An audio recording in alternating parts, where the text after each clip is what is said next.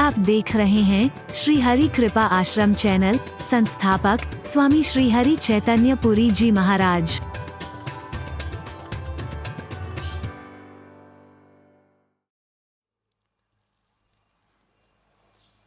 तो निषाद विषाद को दूर करने के साथ साथ जीवों के आचार्य श्री लक्ष्मण जी महाराज ने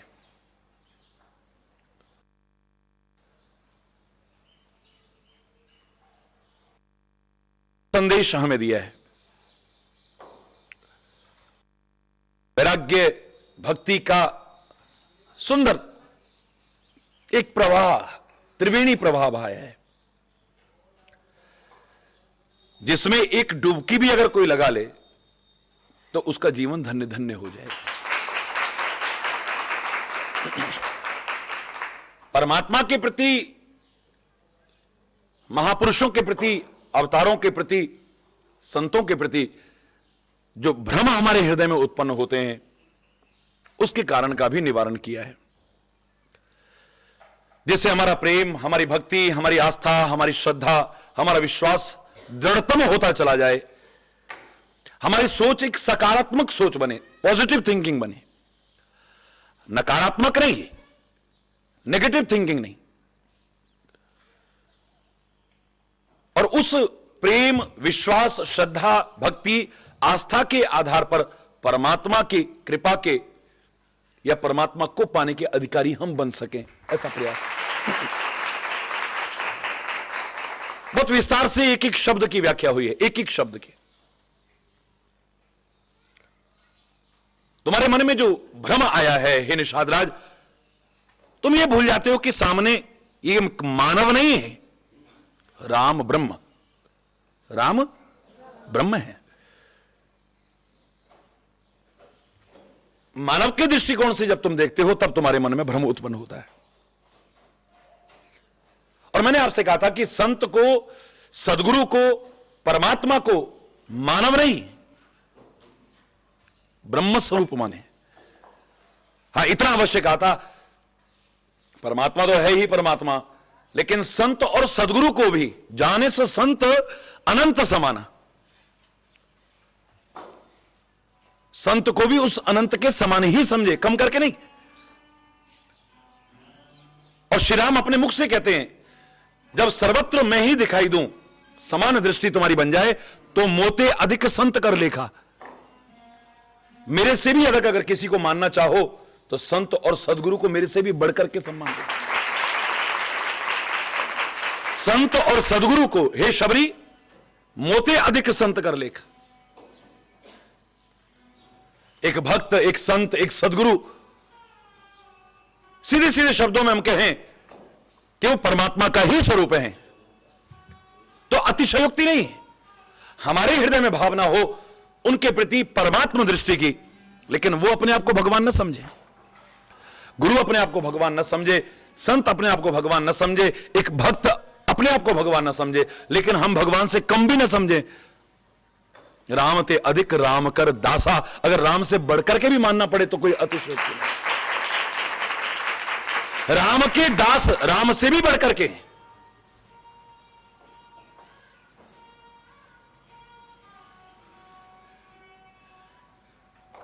राम के संत राम से भी बढ़कर के हैं, जो राम भी उनके चरणों में नमन करते हैं। संतों की महिमा को अपने मुख से, रामायण में आप एक बार नहीं कई बार सुनेंगे, अपने मुख से संतों के लक्षण, संतों की महिमा को भगवान श्री राम गाते हैं। और जहां तक सदगुरु का सवाल है, खुद गुरु के चरणों में बैठकर के विद्या अध्ययन करते हैं, स्वयं गुरु की सेवा करके उनकी महिमा को प्रतिष्ठापित करते हैं, और वाल्मीकि के मुख से ये शब्द आने पर प्रतिरोध नहीं करते हैं कि तुमते अधिक गुरु ही जिए जानी, सकल भाई सेवही सनमानी, कि हे राम आपसे बढ़कर के भी जो अपने सदगुरु को माने और हर प्रकार से उस प्रकार भावना रखे, उसके हृदय में आप जरूर निवास करिएगा।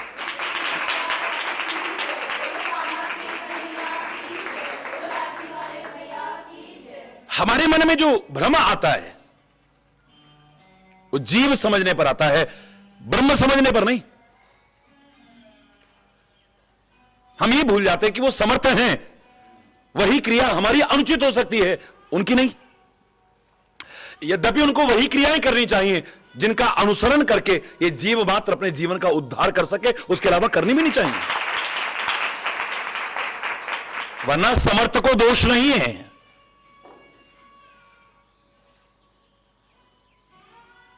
अग्नि समर्थ है, अग्नि को कोई दोष नहीं। अग्निदेव कूड़ा भी खा जाते हैं, अग्निदेव मुर्दे को भी खा जाते हैं, अग्निदेव चूल्हे में लकड़ियां वगैरह भी खा जाते हैं, अग्निदेव यज्ञ वेदी में वो हवन सामग्री भी खाते हैं, पवित्र सुगंधित। अग्निदेव को दोष नहीं है, समर्थ है वो। अग्निदेव समर्थ है, उन्हें दोष नहीं। एक अंश मात्र जो अग्नि का होगा वो अपवित्र माना जा सकता है। मुर्दे को जला रहा है, उतना अग्नि तत्व हो सकता है उसका स्पर्श करके आपको स्नान करना पड़े। अग्निदेव सिगरेट का साथ कर रहे हैं, हो सकता है आप उनका सम्मान न करके अपनी नासिका को बंद कर लें। हरि बोलना। गंदगी के ढेर में अग्निदेव प्रकट हो चुके हैं, एक अंश मात्र में आप हो सकता है उनसे बच करके चले। वरना जहां तक अग्नि तत्व है, अग्नि तत्व अपवित्र नहीं होता है। इन सारे रसों का भक्षण करके भी फिर अग्नि पूजनीय बनी हुई है, आदरणीय बनी हुई है, सम्माननीय बनी हुई है, परम पवित्र बनी हुई है।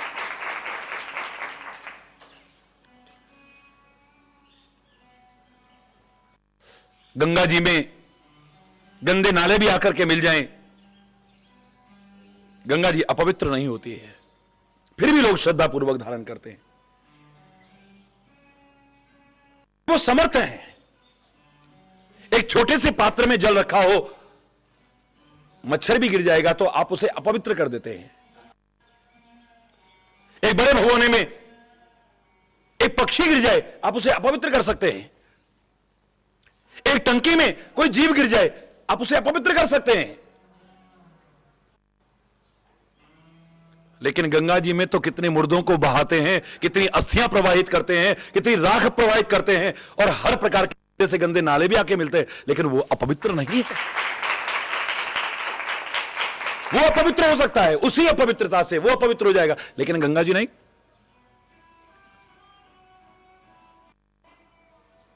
सूर्य भगवान संत के घर में भी प्रवेश करते हैं, उसकी रश्मियां संत के घर में भी प्रवेश करती हैं, असंत के घर में भी प्रवेश करती हैं।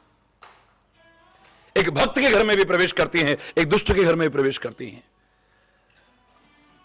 हर जाति, हर संप्रदाय, हर मत के घर में जहां द्वार खुले मिल गए, जहां जगह मिली, वहीं किरणें प्रवेश कर जाएंगी।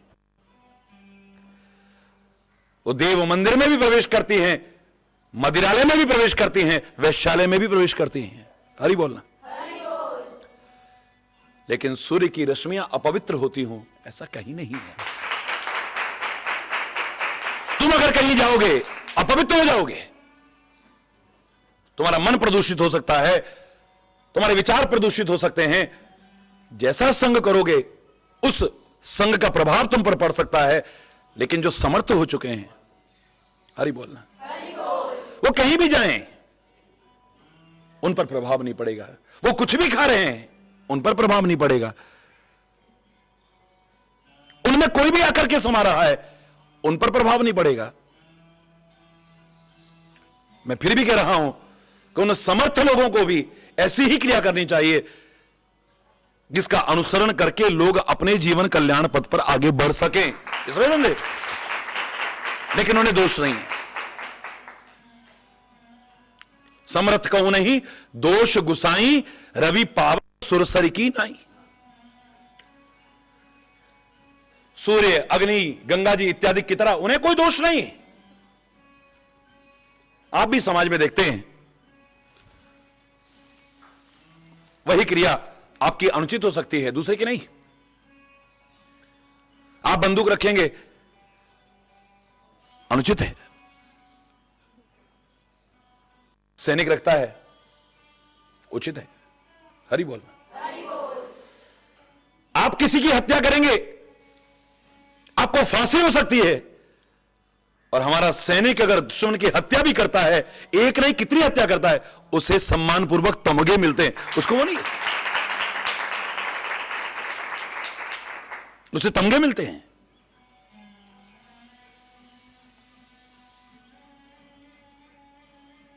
समर्थ को दोष नहीं है, लेकिन फिर भी हमारी बुद्धि उन्हें जीव मात्र समझ बैठती है, तभी हमारे मन में भ्रम उत्पन्न होते हैं। जहां हम ब्रह्म समझेंगे तो भ्रम नहीं आएगा, और जहां भ्रम आ जाएगा तो हमारी निगाह में फिर ब्रह्म नहीं टिकता है। राम ब्रह्म है और उनका कोई स्वार्थ नहीं है, परमार्थ रूप है। उनकी कोई क्रिया तुम ढूंढ नहीं सकते जिसमें उनका स्वार्थ झलकता हो। उनकी हर क्रिया, हर चेष्टा, हर व्यवहार परमार्थिक है। राम ब्रह्म परमार्थ रूपा अविगत। अरे जान नहीं सकते हो, जबरदस्ती अधूरा जान करके भ्रम उत्पन्न कर लेते हो। ये भी कोई भगवान है, ये भी कोई भगवान है, ये भी कोई भगवान है, ये भी कोई भगवान है, पूरा जानते नहीं हो। और वास्तव में वो जो न जाना जा सके, ऐसा है मेरा राम, ऐसा है मेरा ब्रह्म। उसके बारे में अगर तुम तर्कनाएं करने लगोगे, रामायण में स्पष्ट शब्दों में कहा कि राम अतर्क बुद्धि मन वाणी। वाणी से ही नहीं, बुद्धि में भी अगर तर्कना आ गई, मन में भी तर्कना आ गई कि ये कैसे हो सकता है, ये गलत है, ये सही है। राम अतर्क बुद्धि मन वाणी। मन, बुद्धि और वाणी, किसी में भी तर्कना जरा सी भी आ गई, आपका प्यार, आपकी भक्ति सब खत्म हो जाएगी, टिक नहीं सकती। वो तर्कना आते ही, क्योंकि भाव प्रधान है, तर्क प्रधान नहीं है। भक्ति भाव प्रधान है, तर्क प्रधान नहीं है। और मैंने आपसे कहा था कि ज्ञान तर्क प्रधान हो सकता है, तर्क की गुंजाइश हो सकती है, कुतर्क की वहां भी नहीं। ज्ञान में तर्क की गुंजाइश हो सकती है ज्ञान की वृद्धि के लिए, लेकिन कुतर्क की वहां भी नहीं। हरि बोल। हमारा प्यार, हमारी भक्ति नहीं रहेगी, वो अविगत है, अलग है, इन आंखों से नहीं दिखता है। जो इन आंखों से दिखता है वो पूर्ण नहीं दिखता है। तभी हमारे मन में ब्रह्म के प्रति भ्रम उत्पन्न हो जाता है। अविगत, अलख, अनादि, इसका कोई जन्म नहीं हुआ है जो इसकी कभी मृत्यु होगी। इसका कोई आदि नहीं है जो इसका अंत होगा। यह परमात्मा है, यह अनादि है, यह पहले भी था, आज भी है, और यह सृष्टि नहीं रहेगी तब भी रहेगा। इसके अस्तित्व को और अनुपा, इसकी कोई उपमा नहीं है, किसी के साथ उपमा नहीं दी जा सकती है इसकी। यह बात अपने हृदय में अगर विचार ले आओ तो तुम्हारे मन में कहीं शंका नहीं आएगी। यह परमात्मा सकल विकार रहित, इनमें कोई विकार नहीं है। कहीं विकार दिखाई भी दे तो विकार नहीं है, वो तुम्हारी दृष्टि का विकार है, परमात्मा के अंदर विकार नहीं है। जब जब तुम्हें कहीं विकार नजर आए, संत में विकार नजर आए, सदगुरु में विकार नजर आए, परमात्मा में नजर आए सच्चे, उस समय अंदर से आवाज आनी चाहिए, तू तो पवित्र निर्मल पर मन मलिन मेरा। तेरे अंदर कमी नहीं है, तेरे अंदर विकार नहीं है, तू तो परम पवित्र है। ये हमारा मन, हमारी बुद्धि, हमारे विचार ही इतने प्रदूषित हो गए कि वहां हमें पवित्रता में भी गंदगी ही नजर आती है। सकल विकार रहित गत भेदा, उसके मन में भेद नहीं है, उसको भेद के लायक तुम बनाते हो। अभी जो उत्तरांचल में प्रवचन चला था, अभी पीछे आप लोग सुन रहे थे, तो खाली इतने पर ही व्याख्या चली काफी दिन तक कि परमात्मा कोमल है या कठोर है।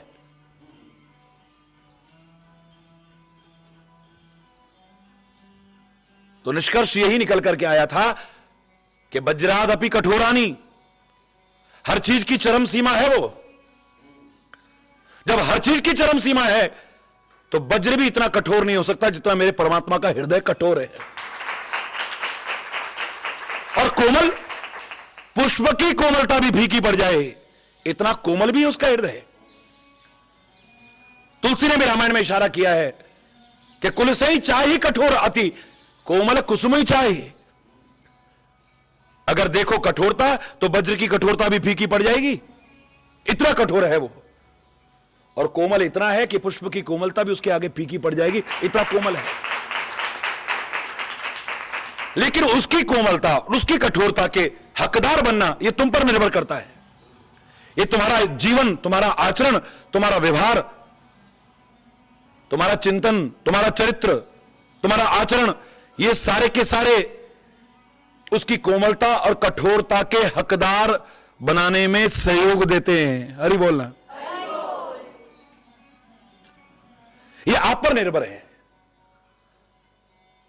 राम एक और अभय का हाथ देते हुए मिलेंगे, जो स्वरूप आपने बनाए हैं उनमें भी देखिए आप अभय मुद्रा में है। घबराओ मत, मैं हूं ना तुम्हारे साथ, तुम्हें डरने की आवश्यकता नहीं है। इतनी कोमलता है, इतनी ममता है। अति कोमल रघुवीर स्वभाव, यद्यपि अखिल लोक कर कोमल। अति कोमल रघुवीर स्वभाव, कोमल नहीं है, अति कोमल है श्री राम का स्वभाव। इतना कोमल है कि उसको देख करके कोमलता भी अपनी कोमलता पर शक करने लगती है कि मैं कोमल हूं या नहीं। कोमलता भी लजा जाए, इतनी कोमलता है। और दूसरी ओर इतना कठोर है कि एक बार कठोर पना भी उसके सामने फीका लगने लगता है, इतना कठोर है।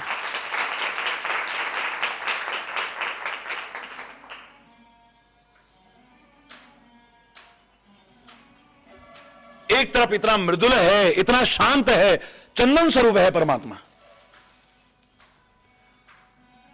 तुम्हारी कृपा तुम ही रघुनंदन, जानी भगत भगत उर चंदन। भक्तों के हृदय की ताप को समाप्त करने वाले चंदन स्वरूप रघुनंदन। इतना शीतल है, इतना शीतल है कि चंदन की शीतलता भी फीकी पड़ती है। चंदन भी इतना ठंडा नहीं होगा जितना उनका स्वभाव ठंडा है। हरि बोल। और दूसरी ओर देखे तो निज अपराध रिसाए न काऊ, अपने प्रति अपराध कोई कर दे क्षमा कर देंगे, लेकिन जो अपराध भगत कर कर ही राम रोष पावक सो जरही। जो उनके भक्त के प्रति कोई अपराध करता है तो राम के क्रोध की अग्नि में जल करके खाक हो जाता है, इतनी भयानक अग्नि भी है। आप जब विराट रूप देखेंगे परमात्मा का तो कहीं आपको आग की लपटें दिखाई देंगी। हरि बोलना। कहीं भयंकरता दिखाई दे, कहीं करालता दिखाई देगी, कहीं कोमलता नजर आएगी। देखो कभी विराट रूप उनका। अब हमारे ऊपर निर्भर है हम कौन सा हासिल करते हैं, है? एक और प्यार का अभयता प्रदान करता हुआ हाथ है, कोमलता का प्रतीक, तो दूसरी ओर धनुष भी है फिर। और ऐसे ऐसे सहायक हैं जिनकी प्रचंडता के आमने सामने दुनिया में कुछ और प्रचंड नहीं है। ऐसे ऐसे तीर हैं उनके पास, है?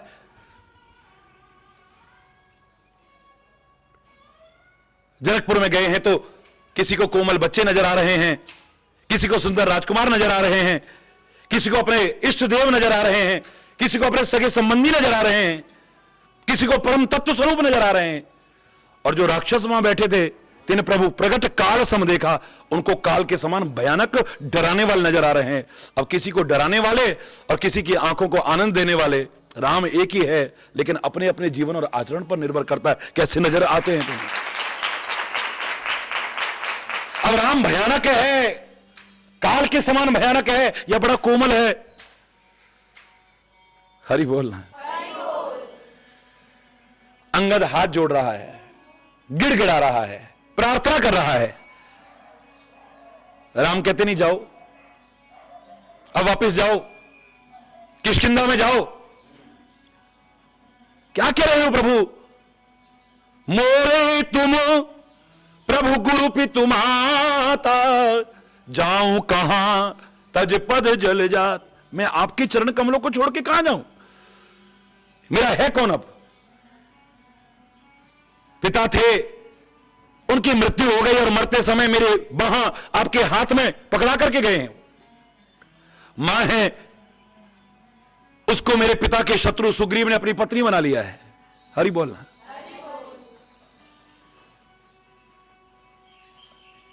बाली ने सुग्रीव को इतना डराया है, इतना मारा है, कहीं वो बदला ना ले मुझसे। मेरा इस दुनिया में अब है कौन जिसे मैं अपना कह सकूं? मेरे तो माता पिता गुरु सखा सर्वस्व अगर हैं तो हे श्री राम आप हैं। आपके चरण कमलों को छोड़ करके मैं कहां जा सकता हूं? मेरे को अब जाने को मत कहना, अपने चरण कमल छोड़ करके कभी जाने को मत कहना, वरना मैं जीवित नहीं रहूंगा। राम कहते नहीं जाओ। हरि बोल। ये रामायण का प्रसंग पढ़िए आप कभी। अंगद बार बार प्रार्थना कर रहा है, गिड़गिड़ा रहा है, कहते नहीं जाओ, जाओ यहां से, तुम्हारा जाना जरूरी है। सुग्रीव अंगद को ले जाओ भाई। बार बार मुड़ मुड़ के प्रसंग पढ़िए कभी आप, उत्तरकांड के इस प्रसंग को कभी पढ़िए। जबरदस्ती जब श्री राम ने भेजा है तो बार बार मुड़ के देखता है, शायद अब मुझे रहने को कह दें, शायद अब मुझे रहने को कह दें, शायद नहीं। अच्छा ठीक ठीक ठीक। हनुमान ने एक बार नहीं कहा कि मुझे रख लो। श्री राम खुद कहते हैं सुग्रीव तुम राजा हो, राजा से पूछे बिना उसके किसी भी प्रजाजन को रखना एक उचित काम नहीं होगा। इसलिए सुग्रीव तुमसे हाथ जोड़ के प्रार्थना है, अगर हनुमान को कुछ दिन मेरी सेवा में छोड़ जाओ तो कितना अच्छा रहेगा, कितना अच्छा रहेगा। अंगद रो रहा है, उसके लिए कठोर बन गए,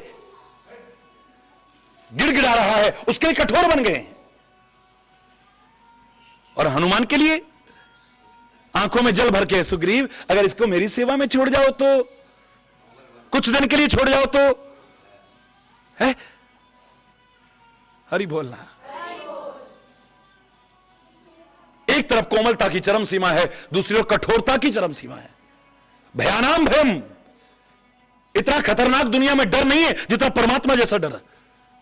जिसके डर के मारे डर को भी डर पैदा हो जाए, ऐसा डर भी है मेरा परमात्मा भी। जिसके डर के मारे डर को भी डर पैदा हो जाए, जिसके डर के मारे काल भी भयभीत हो जाए, ऐसा महाकाल है वो। जिसके डर के मारे सूर्य भी तप रहा है, ऐसा भयानक भय है वो। जिसके डर के मारे ब्रह्मा विष्णु महेश भी अपने अपने काम में, इतना खतरनाक भय है वो। हरि बोलना।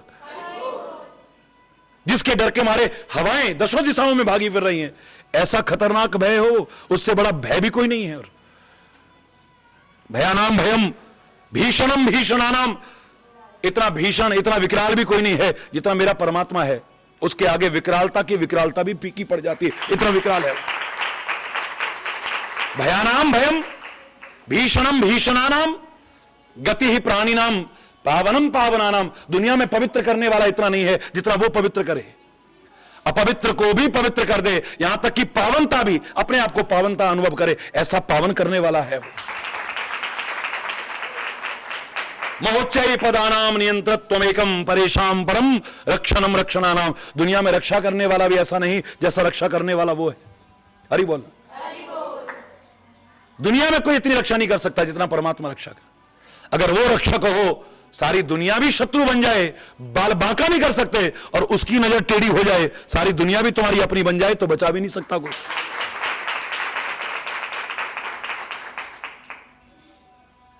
उसकी कृपा हो जाए तो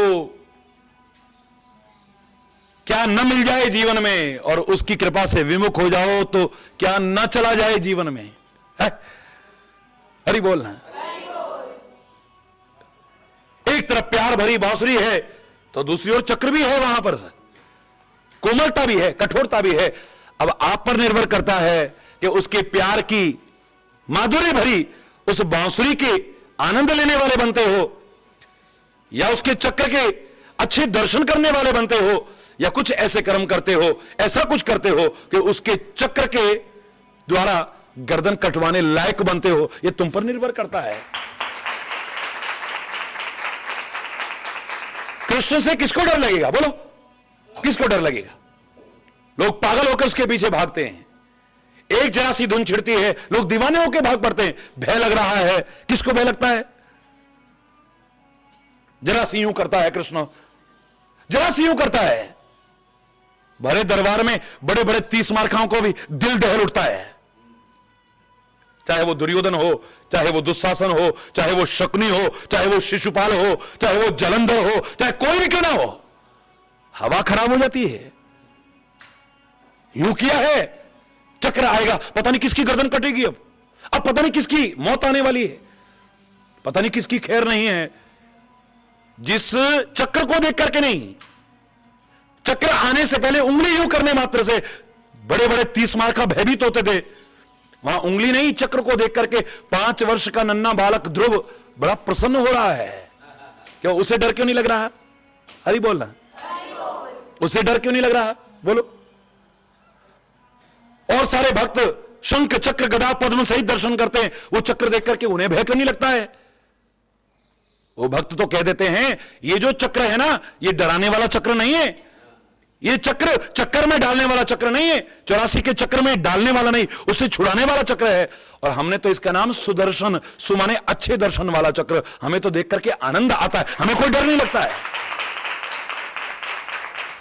हमें इससे भय नहीं लगता है, क्योंकि परमात्मा हमारा है, हम उसके हैं, वो हमारा सब कुछ है, वो हमारा बुरा नहीं चाह सकता है, उसका हर विधान मंगलमय है। मैं तो एक छोटा सा अगर उदाहरण दे दूं,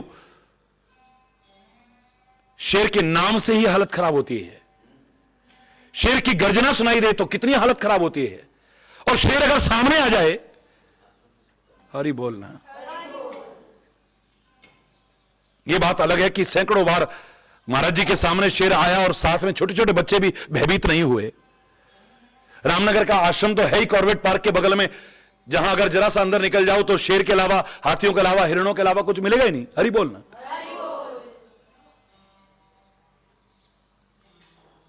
वरना सामान्यतः शेर के नाम से ही हवा खराब होती है। शेर की दहाड़ सुने तो और ज्यादा, और शेर सामने आ जाए तो हरि बोलना, और सामने आकर के अगर मुंह फाड़ दे तो मेरे शायद हरि बोल होने से पहले हरि बोल हो जाएगी। हरि बोलना, जोर से बोलो ना। और अगर वो दांत दिखाना तो दूर, हमारी गर्दन पर रख दिए तो हरि बोलना, जोर से बोलो ना। जिसके वो भयानक दांत, कल्पना मात्र करके हालत खराब होती है, वो शेर तो क्या, उससे भी खतरनाक शेरनी अपने इतने से कोमल बच्चे को उन्हीं दांतों से उठा करके जिगा जिगा ले जाती है। बोलो, अपने बच्चे को, अपना पैदा किए हुए बच्चे को शेरनी उन्हीं दांतों से उठा करके, शेर अपने उन बच्चों को उन्हीं दांतों से उठा करके, जिनके दर्शन करके ही प्राण निकल जाएं, उठा करके उनकी गर्दन में यूं पकड़ करके ले जाती है। आज तक किसी का बच्चा मरा और किसी बच्चे को डर लगा हो? नहीं। जो सचमुच उसका बच्चा बन चुका है, उसे भय लग जाए कोई सवाल ही नहीं है। और जो उसका नहीं बना है, दुनिया का बना है, उसके मन में कहीं ना कहीं भय अवश्य रहेगा। ये दावे से कह रहा हूं, कोई ना कोई भय उसे, फिर भय वैसे तो क्या, और वो भी उससे भय, सवाल ही नहीं है, सवाल ही नहीं है। एक भक्त तो मां की भी प्रार्थना करता है, तो कहता है सिंह ते सवार होके आजा शेरा वाली है। शेर पर सवार होकर, अगर भक्त नहीं होगा और सचमुच वहां आ गई तो बाजे वाला अलग भागेगा, तबले वाला अलग भागेगा, गाने वाला अलग भागेगा, और जो नाटक कर रही थी मुंडी हिला करके वो अलग भागेगी। हरि बोलना। और जितने जय माता जय माता सब खिसक लेंगे वहां से, है? हरि बोलना। वरना अगर सच्चा भक्त है, उस सिंह पर दर्शन करके भी आनंद लेता है। उसके मन में भय कहां है? उसके मन में भय नहीं है।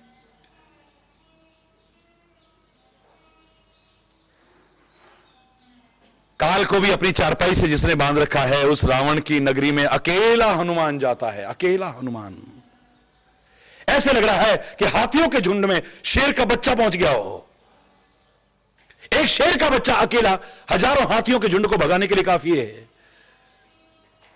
उन इतने बलशाली राक्षसों के बीच में, उन निर्दयी और जालिम राक्षसों के बीच में, जिन्होंने काल को भी अपनी चारपाई से बांध रखा है, उन रावण जैसे राक्षसों के बीच में निर्भीक होकर के जाता है, वो निर्द्वंद होकर के जाता है। वो कारण क्या है? उसे डर क्यों नहीं लगता है? उसे डर क्यों नहीं लगता है? क्योंकि उसे पता है कि मैं किसकी औलाद हूं और वो मेरे साथ हमेशा है, मेरा बाल बांका नहीं हो सकता है। भगवान से डर लगना तो दूर, दुनिया में कहीं डर नहीं लगेगा। अपने बाप से डर, हरि बोलना है, कहीं डर तो जरूर कहीं ना कहीं घपला है, कोई ना कोई दिल में चोर है, हरि बोलना, जो हमें भयभीत कराता रहता है, वरना भय लगने का सवाल ही नहीं है। हरि बोलना, भय हो ही नहीं सकता है। इस क्षेत्र में प्रवेश करते ही हमारे अंदर दैवीय गुणों का विकास होता है, और उन दैवीय गुणों में सबसे पहला गुण है अभयता। हमारा भय समाप्त होता है, हमारे अंदर अभयम यानी अभयता आने लग जाती है, हमें किसी का डर नहीं रहता है। फिर हरि बोलना, हरि बोलना, निर्भयता आती है, निर्भीकता आती है। हां, इतना फर्क हो सकता है कि निडर तो गुंडा भी होता है, लुटेरा भी होता है, वो डरता तो नहीं है लेकिन लोगों को डराता है। पर एक भक्त, एक संत, एक महापुरुष ना डरता है और ना किसी को डराने की कोशिश करता है। जो कहता है मैं ये कर दूंगा, मैं ये कर दूंगा, वो संत नहीं है, वो भक्त नहीं है, वो महापुरुष नहीं है। उसकी पहचान ही है, ना वो डरता है और ना किसी को डराने की कोशिश करता है। तो वो कोमल है या कठोर है? वो कोमल भी है, इतना कोमल है कि कोमलता भी लजाती है, कोमलता भी फीकी पड़ जाती है। वो कठोर है, कठोरता भी उसके सामने कुछ नजर नहीं आती है, वज्र की कठोरता भी फीकी पड़ जाती है। लेकिन आप उसकी कठोरता के हकदार बनते हैं या उसकी कोमलता के हकदार बनते हैं, यह आप पर निर्भर करता है, उस पर निर्भर नहीं करता है। रामायण में इसका उत्तर देते हैं तुलसी, यद्यपि सम, परमात्मा सम है, यद्यपि सम, नहीं राग न रोषु, ना कोई राग है ना रोष है, वो तो समदृष्टि रखते हैं सबके प्रति। तदपि करहि सम विषम विहारा, फिर भी उनको सम और विषम व्यवहार करते देखा गया है। किसी के साथ कैसा व्यवहार है, किसी के साथ कैसा व्यवहार है। वो परमात्मा किसी के साथ कैसा व्यवहार करता है, किसी के साथ कैसा व्यवहार करता है, किसी के साथ कोमलता का व्यवहार करता है, किसी के साथ कठोरता का व्यवहार करता है। क्या कारण होगा? क्या कारण होगा? बोले तदपि करहि सम विषम विहारा, बोले इसमें परमात्मा का दोष नहीं है। भगत अभगत हृदय अनुसारा, जिसकी जैसी भक्ति है, जिसका जैसा जीवन है, उसी के अनुसार उनका भी चित्त बदलता रहता है। जैसा आचरण तुम्हारा बदलता है, जैसा स्वभाव तुम्हारा बदलता है, जैसे कर्मों का प्रभाव तुम्हारा बदलता है, ऐसे उसका चित्त बदलता रहता है। हरि बोलना, उसकी कोमलता के हकदार बनते हो या कठोरता के, इट डिपेंड्स ऑन यू, उस पर नहीं, तुम्हारे पर निर्भर करता है। हरि बोलना, जोर से बोलना। तो वो परमात्मा जो है सकल विकार रहित गत भेदा, भेद नहीं उनके लिए सब बराबर है, उनके लिए सब बराबर है। लेकिन फिर भी समान व्यवहार जो नहीं है, कई जगह पर देखने को मिला, तो उसका कारण यही है। विभीषण को बचाते हैं, तीर अपने ऊपर सह लेते हैं, लेकिन रावण को मारते हैं। हरि बोलना, हालांकि उस मारने में भी ताड़ना छुपा है। मैंने कहा था उसकी कठोरता में भी कोमलता छुपी है। किसी को उसका प्यार मिलता है और किसी को मार मिलती है। यद्यपि उस मारने में भी वो ताड़ जाता है, उबार जाता है, मारता नहीं है, लेकिन फिर भी हमें उसका मार का नहीं, उसके प्यार का हकदार बनना चाहिए। अपने जीवन, अपने आचरण, अपने स्वभाव, अपने कर्मों, अपने चिंतन के द्वारा उसका मार का नहीं, उसके प्यार का अधिकारी बनना चाहिए। मेरे प्रभु के पास, मेरे सदगुरु के पास मार भी है, प्यार भी है। मैं अधूरी कथा नहीं करूंगा, खाली प्यार ही प्यार है वहां, बिल्कुल नहीं। उसके पास प्यार भी है, उसके पास मार भी है, यद्यपि उस मार में भी प्यार छुपा है, लेकिन फिर भी उसके प्यार के अधिकारी बनने की कोशिश करना, उसके मार के अधिकारी बनने की कोशिश मत कर। वो भेदभाव नहीं करता है, तुम अपने कर्मों से भेदभाव के लायक बन जाते हो। हरि बोलना।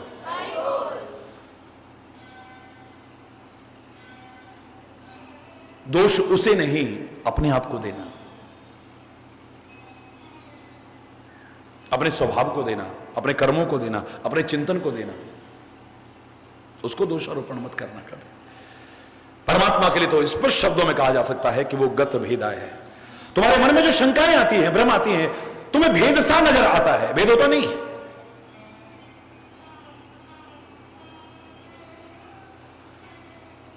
उसने तो शस्त्र भी हाथ में लिया था, तो इसलिए लिया था कि तुम भक्तों को कह सके कि घबराओ मत, तुम्हें बंदूकें रखने की जरूरत नहीं है। आजकल तो संत भी, भगत भी सारे बंदूकें रखते हैं। हरि बोलना, जोर से बोलना, और बड़े खुश होंगे हमारे पास बंदूक है। एक तो तड़ी मार रहा, अरे साहब हम तो भगत आदमी हैं। मैंने कहा बड़ी अच्छी बात है, हमारे पास बंदूक है। मैंने कहा ये तो और भी अच्छी बात है भैया, भगत के पास बंदूक, हरि बोलना, संत के पास बंदूक, गुरु और महापुरुष के पास बंदूक। अरे क्या परमात्मा को धनुष्मान धारण करने की जरूरत है, जो एक इशारे में सृष्टि उत्पन्न कर सकता है, और जरा सा भ्रकुटी अगर ऐसी हो जाए टेढ़ी तो सारी दुनिया में प्रलय आ सकती है। उसे शस्त्र धारण करने की आवश्यकता, उसे शस्त्र धारण करने की आवश्यकता नहीं। वो शंकर की तरह त्रिशूल धारण करे, दुर्गा की तरह खड्ग धारण करे, राम की तरह धनुष्मान धारण करे, कृष्ण की तरह चक्र सुदर्शन धारण करे, उसको धारण करने की आवश्यकता नहीं है। उसका तो इशारा ही काफी है, रिमोट कंट्रोल उसके हाथ में है, इशारे से ही सब कुछ कर दे वो तो है। वो काहे के लिए रखता है मालूम है? इसलिए रखता है कि अरे ओ संसार के भक्तों, हे संसार के संतों, हे महापुरुषों, ए मेरे बच्चों, तुम्हें अस्त्र शस्त्र रखने की जरूरत नहीं। तुम अपना जीवन अच्छा रखो, स्वभाव अच्छा रखो, अपने कर्म अच्छे रखो, और बाकी छोड़ दो मेरे ऊपर। रक्षा करने वाला मैं बैठा हूं ना, तुम्हें घबराने की जरूरत नहीं है, तुम्हें घबराने की जरूरत नहीं है, तुम्हें शस्त्र धारण करने की आवश्यकता नहीं, मैं बैठा हूं ना। विश्वामित्र ने कितने समय तक शस्त्र का उपयोग किया है? वशिष्ठ के 100 पुत्रों तक को मारा है विश्वामित्र महामुनि ने। मुनिराज वशिष्ठ के 100 पुत्रों का वध किया है इसने।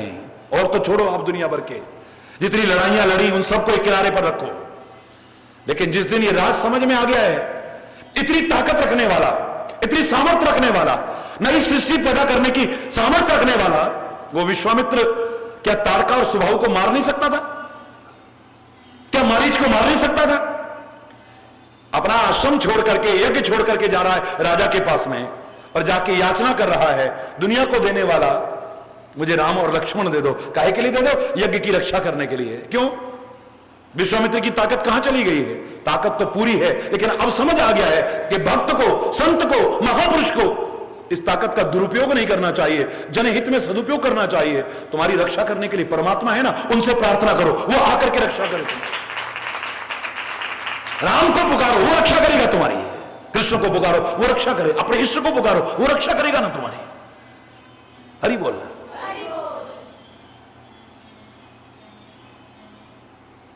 तुम्हें घबराने की जरूरत नहीं है,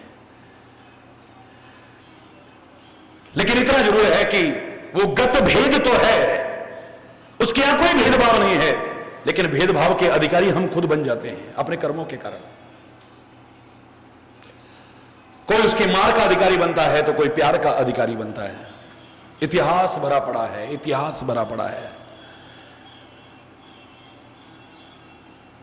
जगदम्बा की प्रार्थना करते हो, वो जगत माता है, करुणामयी है, वात्सल्यमयी है, प्रेममयी है। हाथ में पुष्प है जो कोमलता का प्रतीक है, तो दूसरी ओर खड़ग भी है जो कठोरता का प्रतीक है।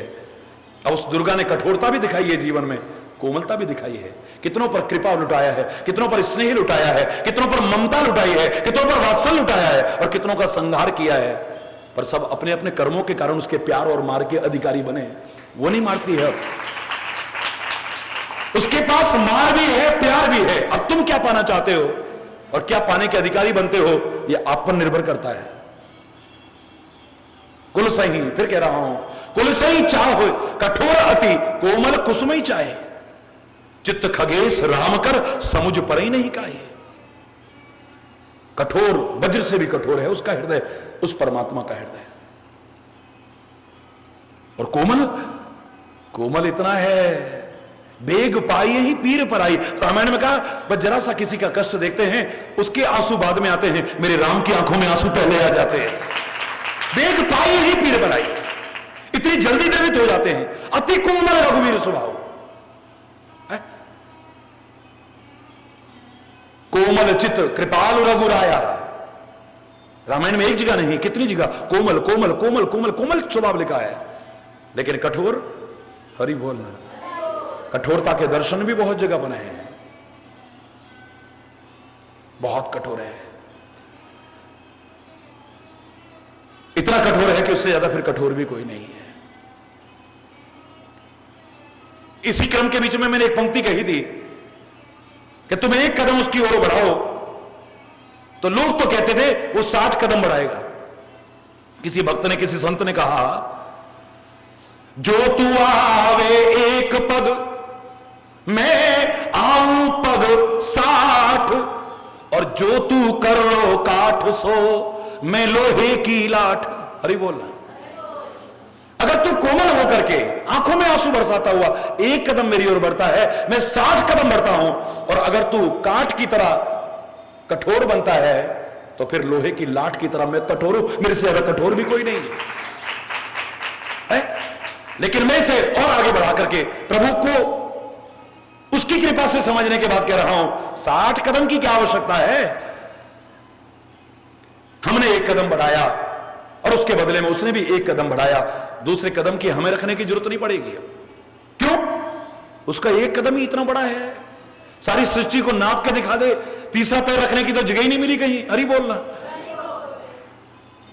जहां तीसरा पैर रखने की आवश्यकता ही ना पड़ी है,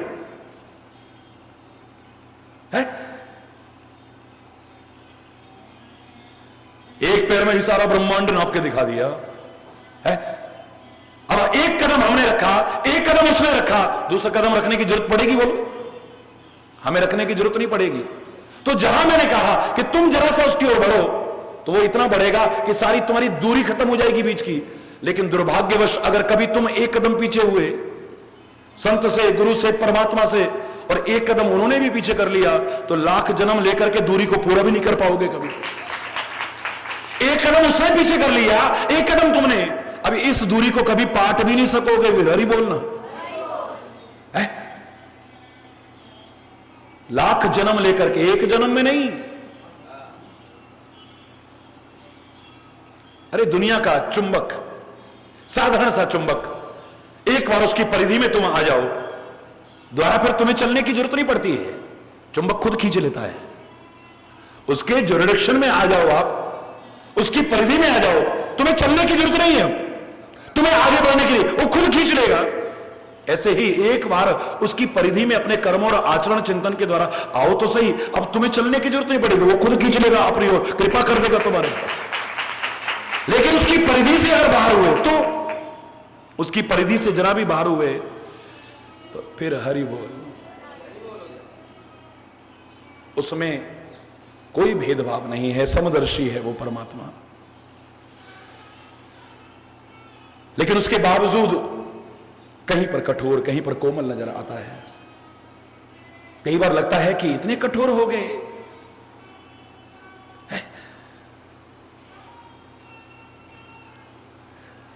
परमात्मा को तो नहीं, जैसे ब्रज गोपियां अक्रूर से कह रही थी, अरे अक्रूर, नाम तो तेरा अक्रूर है पर काम तो बड़ा क्रूर है, क्या कर रहे हो तो? क्रूर माने कठोर, नाम अक्रूर है लेकिन काम क्रूर वाला कर रहा है। इतना कठोरता का, तूने कभी सोचा हमारे ऊपर क्या बीतेगी अगर तू कन्हैया को ले जाएगा तो? है? कई बार बड़ा कठोर नजर आता है, कई बार बड़ा कोमल नजर आता है, चरम सीमा है हर चीज की, लेकिन सब हमारे कर्मों पर, हमारे आचरण पर, हमारे चरित्र पर, हमारे स्वभाव पर, हमारे चिंतन पर, हमारे जीवन पर निर्भर करता है, उस पर निर्भर नहीं करता है। सकल विकार रहित गत भेदा, परमात्मा भेदभाव से रहित है। भेदभाव तुम पैदा करवाते हो, कोई उसके मार का अधिकारी बनता है, कोई उसके प्यार का अधिकारी बनता है। डॉक्टर के लिए तो मरीज मरीज है, उसकी क्या दुश्मनी है किसी से, बोलो? किसी को तो बड़ी मीठी गोली देता है, डाइजिन वाला देता है, किसी को कुनेन की कड़वी गोली देता है, किसी को चीरा लगाता है, किसी का पेट फाड़ता है, और किसी का जहर आगे फैल रहा हो उसके अंग को भी काट देता है। क्यों? ना उसको राग है ना रोष है। अब जैसी बीमारी तुम्हारी है उसके अनुसार ही उसका व्यवहार होगा, उसमें उसका व्यवहार नहीं है, तुम्हारी बीमारी उसे उस लायक बनाती है। तुम मीठी गोली लेने लायक बनते हो या कड़वी गोली लेने लायक, या चीरे के लायक, या ऑपरेशन के लायक, या अंग भी काटने लायक, ये तुम्हारी बीमारी के कारण होता है, डॉक्टर के स्वभाव के कारण नहीं। बड़ी बोल, तुम्हें किस दवाई की जरूरत है ये तुम्हारी बीमारी पर निर्भर करता है, डॉक्टर पर निर्भर नहीं करता है। हरी बोलना। वो कठोरता भी दिखा रहा है और कोमलता भी दिखा रहा है। कहीं पर बड़े तुम्हारे मन में वहम हो गया है, गलतफहमी हो गई है, हमें ये बीमारी तो नहीं है, ये बीमारी नहीं, सारे टेस्ट कराए और उसके बाद में बड़े प्यार से, बेटा बिल्कुल गलतफहमी है, आप बिल्कुल मत घबराओ, ऐसे कर रहा है देखो, नहीं बेटा बिल्कुल गलत, कुछ नहीं है तुम्हें, सारा मैंने चेकअप करके देख लिया है, सारे टेस्ट करा लिए, कोई बीमारी नहीं है तुम्हें, गलतफहमी हो गई है। और वहम का इलाज तो लुकमान के भी पास नहीं था, मेरे पास भी नहीं और दुनिया के किसी के पास भी नहीं है। वहम का इलाज किसी के पास नहीं, ये तुम्हारा वहम है, मुझे ऐसा हो गया है, मुझे ऐसा, और इसके कारण न होते हुए तुम बीमार हो जाओगे। अब उसको प्यार, उस पर तो प्यार का हाथ फेर रहा है, नहीं बेटा नहीं नहीं, घबराते नहीं, बिल्कुल ठीक हो जाओ, बिल्कुल ठीक हो जाओ, कोई नहीं, और दूसरे पर चाकू चला रहा है। अरे बोलना, डॉक्टर डॉक्टर, भगवान का रूप डॉक्टर। मैं उस भेड़िए की बात नहीं कर रहा जो ऑपरेशन के बहाने किडनी निकाल ले, मैं उस डॉक्टर की बात नहीं कर रहा जो लालच के पीछे जबरदस्ती हमें विभिन्न प्रकार के टेस्ट करवाए, जो थोड़े से लालच के पीछे बच्चे और बच्चियों को बदल दे, थोड़े से लालच के पीछे लोगों के जीवन से खिलवाड़ करे। मैं उस भेड़िए की बात नहीं कर रहा, उस डॉक्टर की कह रहा हूं जिसकी निगाह में कोई भेदभाव नहीं है, जिसकी निगाह में कोई भेदभाव नहीं है। रावण का डॉक्टर है तो रावण ने खरीद नहीं लिया है। सुखेन वैद्य को अगर हनुमान ले आया है तो उसने ये नहीं कहा है कि ये शत्रु दल का है, अच्छा है मर जाए तो बहुत बढ़िया है। राम का भाई भी अगर मूर्छित पड़ा है तो डॉक्टर उसी को कहते हैं कि दवाई गलत नहीं बताता है, उपचार गलत नहीं बताता है, उपचार गलत नहीं करता है, उसके जीवन से खिलवाड़ नहीं करता है, उससे दुश्मनी निकालने की कोशिश नहीं करता, क्योंकि डॉक्टर की निगाह में कोई भेदभाव होता ही नहीं है। उसका संबंध डॉक्टर और मरीज का है, वो किस देश का है, किस वेश का है, किस परिवेश का है, उसे इससे कुछ नहीं, किस जाति का है, किस मजहब का, उसे इससे कुछ नहीं लेना देना है। हरी बोलना। जैसे हवाएं भेदभाव नहीं करती हैं, जैसे पृथ्वी भेदभाव नहीं करती है, जैसे आकाश भेदभाव नहीं करता है, जैसे बादल भेदभाव नहीं करते हैं, जैसे पर्वत भेदभाव नहीं करते हैं, जैसे नदियां भेदभाव नहीं करती हैं, ऐसे ही संत गुरु और परमात्मा भी भेदभाव नहीं कर सकते हैं कभी।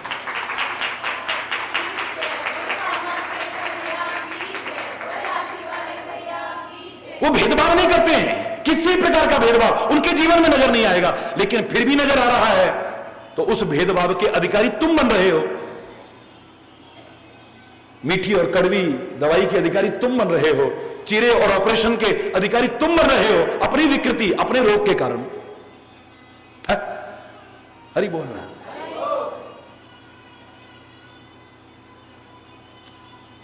एक गुरु को अगर कह दिया जाए, एक संत को कह दिया जाए, भगवान भी आके बैठे और उनसे कहा जाए कि आप सबका जरा ध्यान दो, तो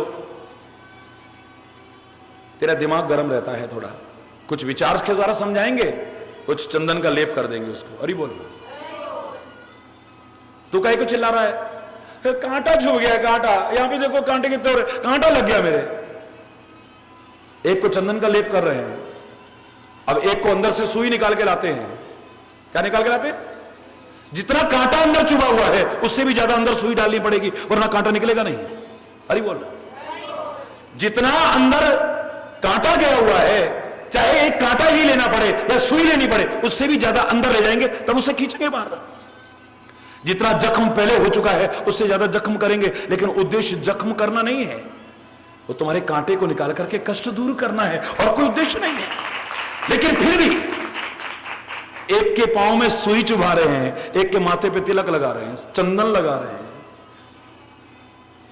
अब वो चंदन लगाने वाले हैं या सुई चुभोने वाले हैं? हरि बोल। अब ये तो तुम्हारे ऊपर निर्भर करता है। हरि बोलना, जोर से बोलना। वो गत भेदा है, उसके कोई भेदभाव नहीं है, उसके लिए सब बराबर है। अपने अपने कर्मों, आचरण, प्रवृत्तियां, स्वभाव, चरित्र के द्वारा हम उसके भेदभाव के अधिकारी बनते हैं, उसके प्यार या मार्ग के अधिकारी बनते हैं।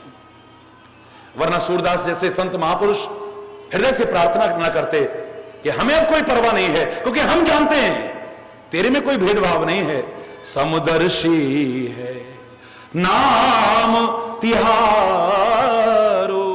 चाहो तो पार करो, प्रभु मोरे अवगुण चित ना धरो। प्रभु जी मोरे अवगुण चित ना। एक लोहा पूजा में राखत, एक लोहा एक घर वधिक पर्यो, एक घर वधिक पर्यो। पारस गुण अवगुण नहीं चितवे, पारस गुण अवगुण नहीं चितवे, कंचन करत खरो। प्रभु जी मोरे अवगुण चितना। एक पारस वो भेदभाव नहीं करता है, ये लोहा कसाई के घर का है या ये मंदिर का लोहा है।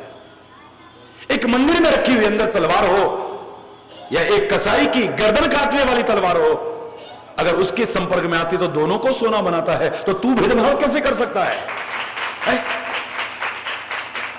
पारस भेदभाव नहीं करता है, गंगा भेदभाव नहीं करती है, सूर्य भेदभाव नहीं करता है, ये सारी तुम्हारी विभूतियां भेदभाव नहीं, तो तू भी भेदभाव नहीं करता है। ये तो हमारे कर्म हैं। हरि बोलना, जोर से बोलना।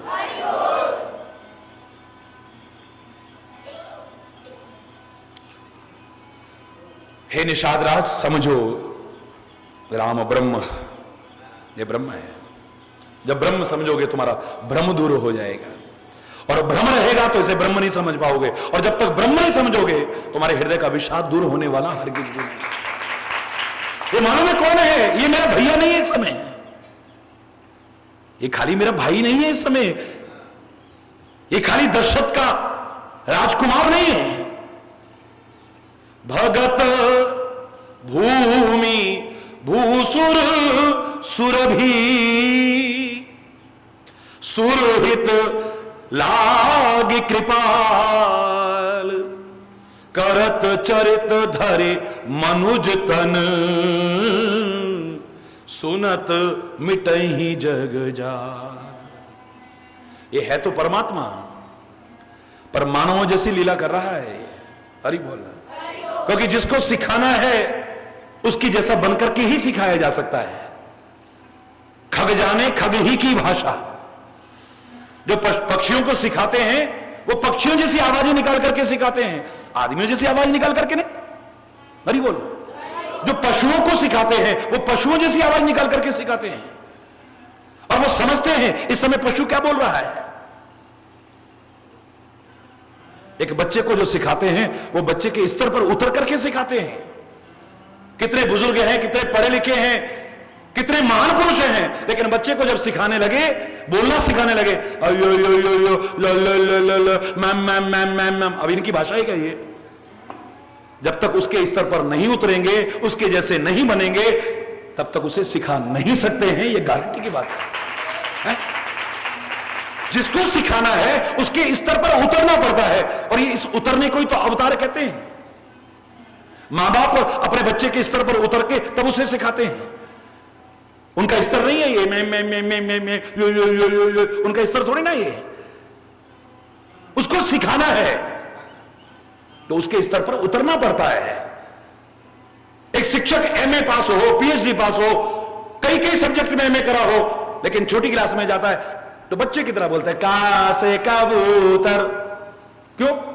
उसका स्टैंडर्ड है ये उसका स्टैंडर्ड है। ए फॉर एप्पल, ये उसका स्टैंडर्ड है। ये उसका स्तर नहीं है। उसका स्तर तो बहुत ऊंचा है, लेकिन जिसको सिखाना है उसके स्तर पर यदि न उतर करके सिखाया, सामने वाले के दिमाग में कुछ भी बैठने वाला नहीं।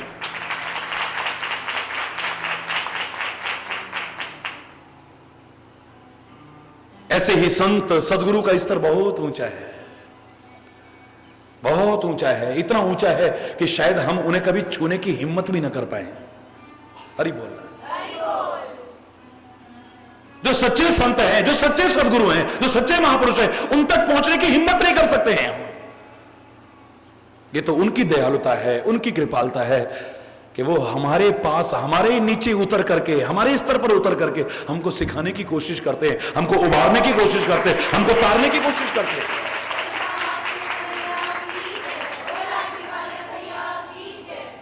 आप देख रहे थे देश भर के कितने रोज हजारों हजारों लोग आए। अब तो हालांकि लोगों को मालूम है कि महाराज जी 11 तारीख तक ही यहां थे, उसके बाद यहां कार्यक्रम नहीं है। लाखों की संख्या में लोग। लेकिन परसों की बात है, परसों की बात, कई वर्ष पहले एक व्यक्ति ने प्रश्न किया था और परसों फिर एक नए व्यक्ति आए। हालांकि मैं नया किसी को नहीं मानता हूं, मैं तो जानता हूं कि हमेशा हमेशा से हम सबका साथ है, क्योंकि हम एक ही परमात्मा की तो औलाद हैं सारे के सारे। हमारा संबंध आज का नहीं है, हमेशा हमेशा का है। लेकिन लौकिक रीति में वो पहली बार आए तो उन्होंने वही प्रश्न दोहराया। उन्होंने कहा महाराज जी हमें बड़ी शर्म आ रही है, हमें पाप तो नहीं लगेगा क्या? क्यों पाप क्यों लगेगा यहां आकर के पाप? अरे हमारे महापुरुष तो कहते हैं कि संत के दर्शन भी हो जाएं तो सारे के सारे पाप खत्म हो जाते हैं हमारे। है? तुम यहां पर आकर के पाप की। बोले महाराज जी मैं माफी मांगते हुए बात कहूंगा, आप देख रहे हैं मेरी लंबाई नहीं है ज्यादा, और आप जीवन की, गुणों की, आदर्शों की, महानता की ऊंचाई तो आपकी है ही, लेकिन ये शरीर की ऊंचाई आपकी बहुत है। मैं जब हार पहनाने लगा तो आपने सिर नीचे झुकाया, तब मैं पहना पाया। आपने, हम संसार के लोगों के आगे सिर झुकाते हैं। आप जब हम हार पहनाते हैं तो आप झुकते हैं, क्योंकि आपकी हाइट बहुत है। हमें पाप तो नहीं लगता होगा कि हमारे संत, हमारे सदगुरु, हमारे महापुरुष जिन्हें हम अपना सब कुछ मानते हैं, वो हमारे सामने सिर झुकाते हैं जब हम माला पहनाते हैं, तो हमें पाप तो नहीं लगेगा महाराज जी? मैंने कहा नहीं भैया, ना पाप लगेगा और ना ही इसमें कोई बुराई है। नहीं महाराज जी अच्छा नहीं लगता है, आप कम से कम ऐसा मत किया करो। हाथ तब स्वीकार कर लिया करो जब आप सिंहासन पर बैठ जाएं, आसन पर बैठ जाएं। आप खड़े खड़े हमारी प्यार और भावनाओं की कदर करते हुए हार स्वीकार कर रहे थे, बाद में हमें शर्म आ रही थी अपने ऊपर। आपको ऐसे सिर नहीं झुकाना चाहिए। मैंने कहा वैसे भी मैं अपनी बात नहीं कर रहा हूं, जो संसार में कोई भी गिरा हुआ हो उसको उठाना हो तो चाहे वो भगवान हो या संत हो या सदगुरु, जब तक झुकेगा नहीं तो गिरे हुए को उठा नहीं सकता है। इसमें कोई संदेह नहीं। पुराने जमाने में गीत था, पुराने जमाने में वो गीत याद करिए आप। ए भागने वाले तुझे रुकना ही पड़ेगा, हमको उठाने के लिए झुकना ही पड़ेगा। मैं घायल हूं तेरे तीरों की नोकों से लड़ा हूं, ठोकर ही लगा दो रास्ते में पड़ा हूं। ऐ मेरे हठीले श्याम मैं भी अड़ के खड़ा हूं, ठोकर ही लगा दो, रास्ते में पड़ा हूं ए मेरे हठीले श्याम, ए मेरे। जिसको सिखाना है उसे झुकना पड़ेगा, जिसको सिखाना है उसके स्तर पर उतरना पड़ेगा, वरना उसको नहीं सिखा सकता है, चाहे कोई भी क्यों ना। मां बाप बच्चों को सिखाना चाहें, बच्चों के स्तर पर उतरना पड़ेगा। शिक्षक विद्यार्थियों को सिखाना चाहे, उसके स्तर पर उतरना पड़ेगा। संत गुरु महापुरुष इस समाज को सिखाना पड़े, उनके स्तर पर उतरना पड़ेगा। और मैं कह रहा हूं परमात्मा भी इस समाज को सिखाना चाहे, उसको भी इनके स्तर पर उतरना पड़ेगा। पढ़ता था, पढ़ रहा है और पढ़ेगा। तभी तो ब्रह्म जैसा नजर नहीं आता है, ब्रह्म हो जाता है, क्योंकि हमारे साथ गाय चराता है, हमारे साथ गेंद खेलता है, हमारे साथ गुल्ली डंडा खेलता है। हरि बोलना, जोर से बोलना। हमारे साथ खिसलनी शिला पर खिसलता है, हमारे साथ बैठ करके भोजन थाली में भोजन खाता है, हमारे साथ खड़ा होकर के नाचता है, गाता है। त्रिलोकी का पेट भरने वाला छछिया वर छाछ पे नाच नचावे, थोड़ी सी छाछ के लिए नाचता है। उतरना पड़ता है, इसी को अवतार कहते हैं। और अवतार का क्या अर्थ होता है? अवतार यानी अवतरण, यानी नीचे उतर आना। जिसको सिखाना है उसके स्तर पर उतर आना। तो ये परमात्मा भी क्या करता है? भक्तों के लिए, पृथ्वी के लिए, गायों के लिए, विप्रों के लिए, संतों के लिए और देवताओं के लिए, धर्म की संस्थापना के लिए मानव का शरीर धारण करके मानवोचित क्रियाएं करता है। हे निषादराज, अगर तुम इसे देखोगे तो हो सकता है अनेक प्रकार के भ्रम पैदा हो जाए, खाली देखोगे तो। और अनजान से सुनोगे, हो सकता है भ्रम पैदा हो जाए। अब भगवान कृष्ण के बारे में आप जानना चाहो, बुरा मत मानना, और संयोग से रास्ते में मिल जाए दुर्योधन। दुर्योधन भैया तुम्हारे तो रिश्तेदार हैं, वो भगवान कृष्ण के बारे में जरा कुछ बताओ तो। भगवान हरि बोलना। हंसी उड़ाएगा, तुम्हारी हंसी उड़ाएगा। संयोग से दुर्योधन मिल जाए तो, संयोग से दुशासन मिल जाए तो, संयोग से शकुनी मिल जाए तो, सगी बुआ का लड़का शिशुपाल मिल जाए तो, सगा मामा कंस मिल जाए तो। मामा जी जय हो। अरे भगवान के मामा जी, भगवान के मामा जी जय हो प्रभु, आपके दर्शन हो गए। बताओ, भगवान कृष्ण के मामा जी जय हो, प्रणाम स्वीकारो। भगवान कृष्ण के बारे में बताओ ना, नजर आने लगा। हरि बोलना। सुनकर के भ्रम दूर हो सकते थे, सुनकर के जंजाल दूर हो सकते थे, लेकिन वो भी हर एक के मुंह से नहीं, किसी जानकार के मुख से। तजोरे मन हरि विमुखन को संग, जिनके संग कुमति उपजत है, परत भजन में भंग। गधे को कितना भी लेट कर लो, क्या फर्क पड़ने वाला है? क्या फर्क पड़ने वाला है? कितना टाइम लगाओगे, कितनी मेहनत लगाओगे, कितना पैसा लगाओगे, तब जाकर के इतना चंदन का घोल तैयार करोगे, तब गधे को लेपोगे। फायदा क्या मिलेगा? जैसे ही मौका मिलेगा वो गधा धूल में ही लौटता मिलेगा तुम्हें, चंदन बेकार करके रख देगा तुम्हारा साथ।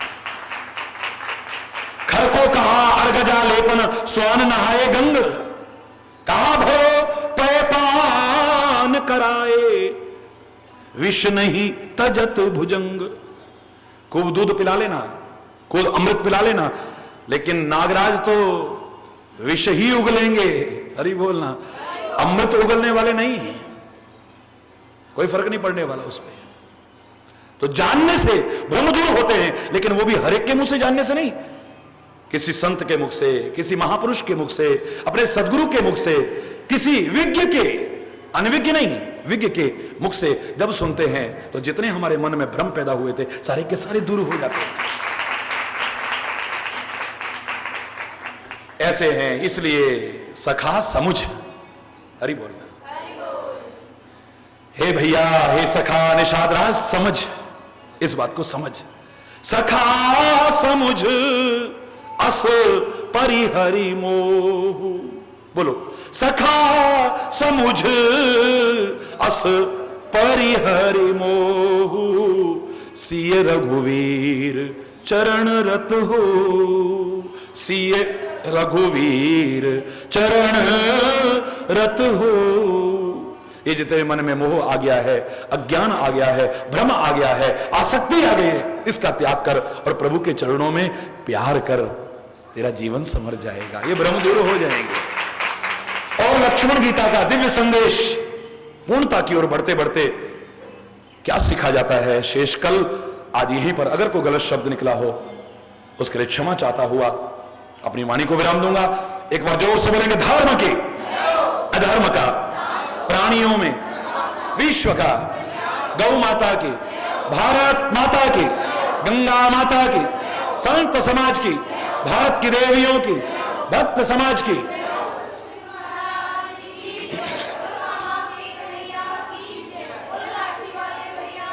बोलो वृंदावन बिहारी लाल की जय। जय श्री राधे श्याम राम राम। हरि बोल, हरि बोल, हरि बोल, हरि बोल, हरि बोल, हरि बोल।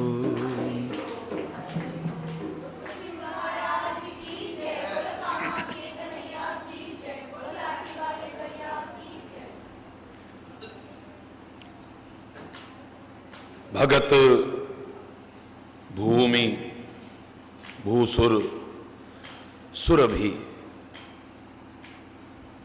सुरहित लागी कृपाल,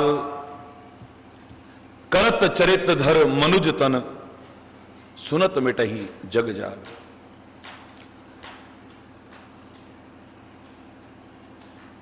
नर चरित कर रहे हैं वो परब्रह्म परमात्मा,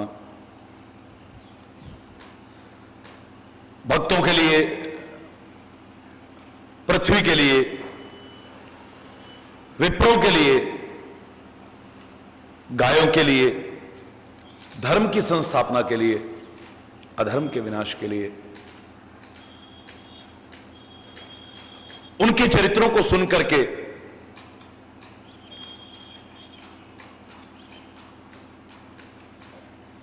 लेकिन किसी जानकार के मुख से मिटे ही जग जाल, सारे जगजाल समाप्त हो जाते हैं।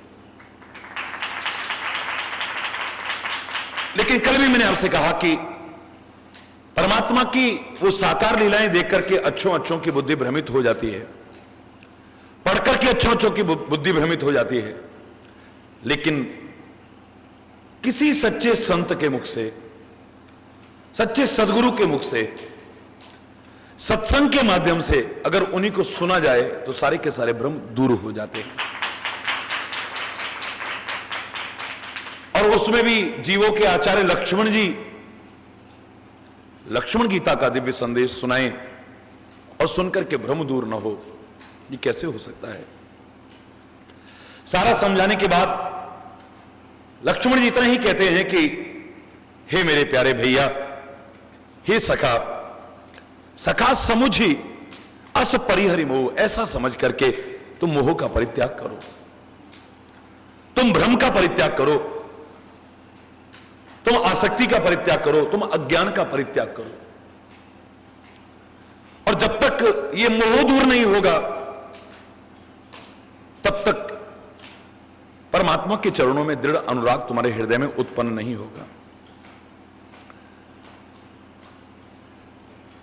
जो तुमने सुना है इसे समझो,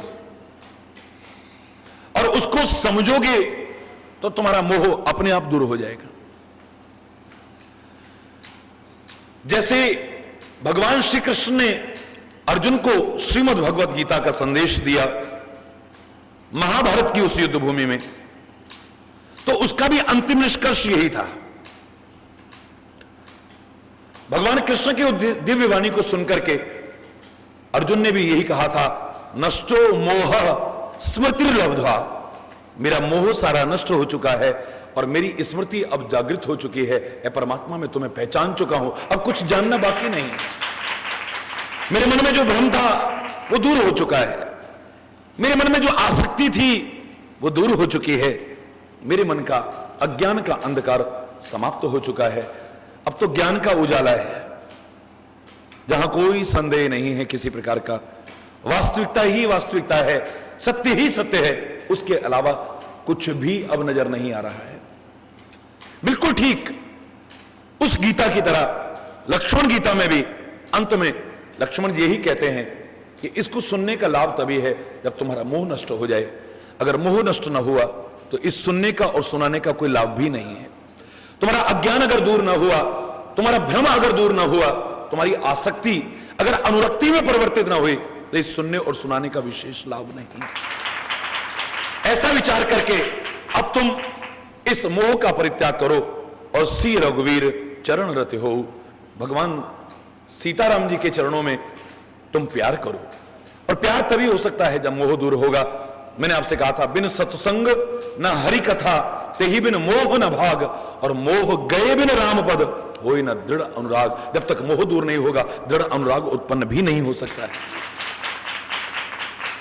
तो इस मोह की जो पर्यायवाची हमारे सामने उजागर होकर के आए, यानी अज्ञान, यानी आसक्ति, यानी भ्रम, इस सारे के सारे दूर करने के लिए यह दिव्य संदेश अपने आप में पर्याप्त है। और इसकी सफलता का परिचय अंतिम चौपाई में मिलता है। 18वीं चौपाई में, 18वीं पंक्ति में इसकी सफलता का परिचय मिल रहा है कि लक्ष्मण जी का गीता सुनाना और निषाद का यह गीता सुनना सार्थक हुआ है, सफल हुआ है, लाभान्वित हुआ है निषाद, उसका विषाद दूर हुआ है। और उसका तो विषाद दूर हुआ ही है, जो भी इसे सुनेगा, जो अपने जीवन में अपनाएगा, उसका भी विषाद दूर हो जाएगा। क्या लक्षण है इसका? अंतिम चौपाई बहुत सुंदर अर्थ देते हुए हमारे सामने है। कहत राम गुण भाभिनु सारा, गुण भाभिनु सारा, जागे जग मंगल सुखदारा, जागे मंगल सुखदारा। कहत राम गुण, कहत राम गुण भाभिनु सारा। राम के गुण गाते गाते जो रात्रि में शुरू हुआ था, यह गुण अनुवाद प्रातः काल हो गई है, यानी अंधकार समाप्त हो चुका है और अब प्रकाश ही प्रकाश है, उजाला ही उजाला है। अज्ञान दूर हो चुका है, अब ज्ञान का उजाला हो चुका है। कहत राम गुण भा भिनु सारा, राम गुण गाते गाते भिनु सारा माने प्रातः काल हो चुका है, भानु उदय हो चुका है। और मैंने आपसे कहा था कि बाहर का सूर्य, ये बाहर का चंद्रमा, ये बाहर के तारे, ये बाहर की अग्नि वगैरह, ये हमारे बाहर के अंधकार को ही दूर कर सकते हैं, लेकिन सत्संग का जो प्रकाश है वो तो हमारे अंदर के तमस को भी दूर कर देता है। वो बाहर ही उजाला करता है, लेकिन ये हमारे अंतर में उजाला कर देता है। हमारे ये नेत्र हो न हो, फिर भी हम ठोकर नहीं खा सकते हैं कभी। वो सूर्य, वो चंद्रमा, वो तारे, वो अग्नि, वो प्रकाश नेत्र वालों को ही लाभ पहुंचा सकता है। वही चर्म नेत्र जिसके हैं उन्हीं को लाभ पहुंचा सकता है, और वो भी सदैव नहीं। रात्रि हो गई है तो सूर्य लाभ नहीं पहुंचा सकता, दिन हो गया है तो चंद्रमा लाभ नहीं पहुंचा सकता, दिन हो गया है तो तारे लाभ नहीं पहुंचा सकते। इनका प्रकाश समयानुकूल लाभ पहुंचाता है, और मात्र जिनके नेत्र हैं उन्हीं को लाभ पहुंचाता है। यहां तो सूरदास भी क्यों ना हो, चाहे उसके नेत्र हो या ना हो, लेकिन ज्ञान का उजाला तो ऐसा प्रकाश देता है कि जीवन में जीव कभी ठोकर खा ही नहीं सकता है। आंख वाला भी वो क्या देखेगा जो बिना आंख के भी इस ज्ञान को पाकर के व्यक्ति देख सकता है। हरि बोल। मजा तब है जब भिनुसारा हो जाए, यानी प्रातः काल हो जाए, प्रकाश हो जाए, ज्ञान का प्रकाश हो जाए। हम जागेंगे तो सब कुछ जाग जाएगा, सब कुछ जाग जाएगा। हमारे जागते ही, मोह रूपी रात्रि से जागते ही सब कुछ जाग जाएगा। तभी मैंने एक बात आज की इस ढोंग, पाखंड, अंधविश्वास को बढ़ावा देने वाले समय में कहे बिना नहीं रहा कि ज्योतिष माना कि हमारे वेदों का एक अंग है, लेकिन उसकी भी सीमाएं हैं।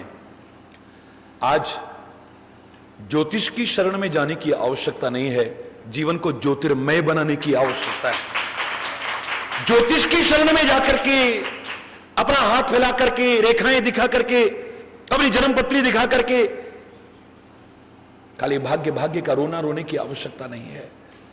ज्योतिष नहीं, ज्योति के प्रकाश में जीने की आवश्यकता है। हरि बोलना। जीवन को ज्योतिर्मय बनाने की आवश्यकता है, तमसोमा ज्योतिर्गमय के संदेश को अपनाते हुए। अरे राम कभी सोया है क्या? लग रहा था राम सोया है। तुम जगे हो तो तुम्हारा भाग्य तो जाग ही जाएगा, तुम्हारा सब कुछ जाग जाएगा। जिस राम को तुम सोया समझ रहे थे वो भी जाग जाएगा, उसे जगाने की आवश्यकता नहीं, फिर कहने की आवश्यकता नहीं पड़ेगी। भावनाओं से तुम कहते हो, मेरा कोई तर्क नहीं, मेरा कोई विरोध नहीं है कि जागो मोहन प्यारे जागो, जागो मोहन प्यारे जागो। उसको जगाते हो, बड़ी अच्छी बात है। उत्तिष्ठ उत्तिष्ठ उत्तिष्ठ करते हो, बड़ी अच्छी बात है। लेकिन एक बार तू तो जाग जा जीव, सब कुछ अपने आप जाग जाए। अगर तू मोहरात्रि में सोया है तो प्रभु जो कभी सोते नहीं उन्हें जगा रहा है। हरि बोलना है। तू जाग जा बस। जो जागा है वो अभागा नहीं रहा है। हरि बोलना।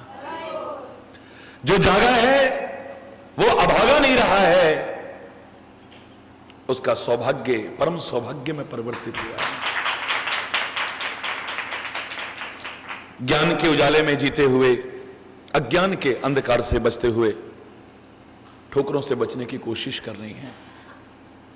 और वो मिल सकता है संत वाणी से, सदगुरु वाणी से, आत्मचिंतन से, या परमात्मा की वाणी यदि वेद इत्यादि से, ग्रंथों से। बस ईश्वर से प्रार्थना करें कि हमें निरंतर सत्संग मिलता रहे। जन्म जन्म रति राम पद यह वरदान न आन। जन्म जन्मांतर में आपके चरणों में प्यार उत्पन्न हो और आपकी कथा और सत्संग निरंतर मिलता रहे। आपका हृदय से स्मरण करते हुए हम जो आपने हमें कर्तव्य सौंपा है उस कर्तव्य पथ पर आगे बढ़ करके आपकी कृपा के अधिकारी बन सके, बस ये प्रार्थना करनी है। हम सोई न रह जाएं, सोई न रह जाएं। जो रोज प्रार्थना करते हो, ऐसा जगा दो फिर सो न जाएं।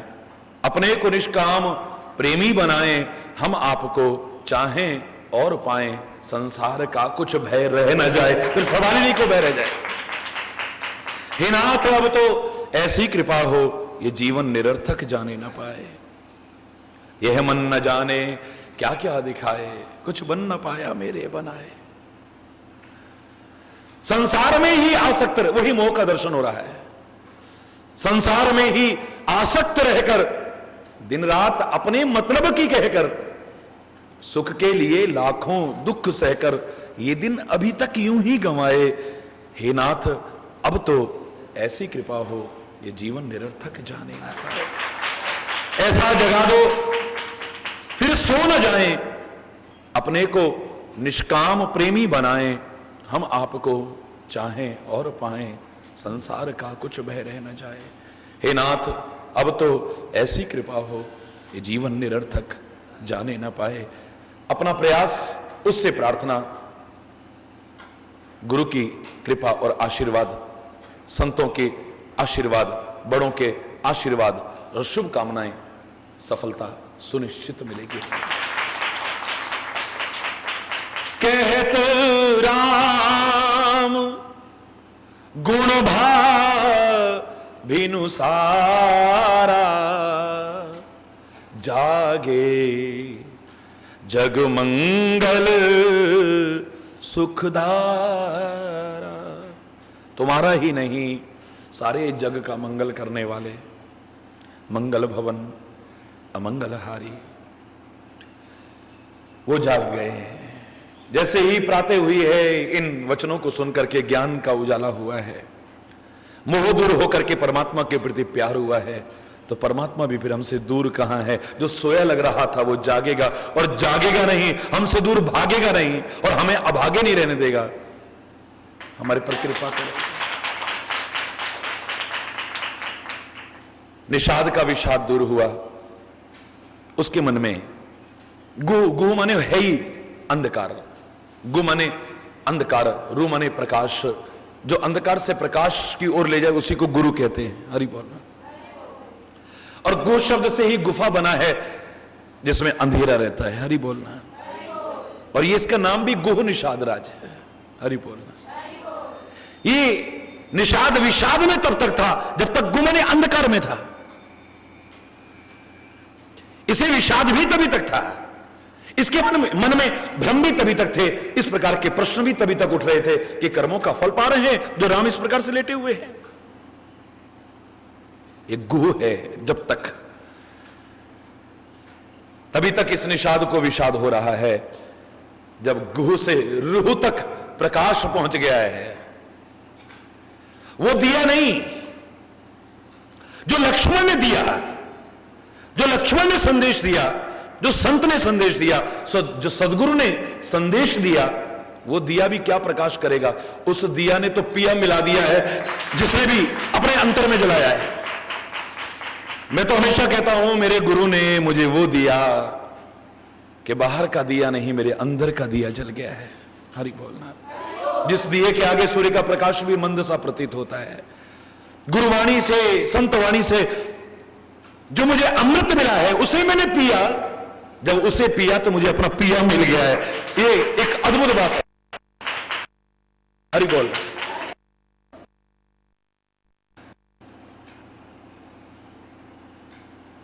बस दिवाली के दिन आपको याद होगा मैंने एक संदेश दिया था, क्योंकि प्रकाश की बात आती है तो दिवाली का नाम आए बिना रहता नहीं है। चाहे ज्ञान के उजाले की बात हो या दुनिया के उजाले की बात हो, दीपावली का प्रकाश अपने आप में एक अलौकिक प्रकाश होता है।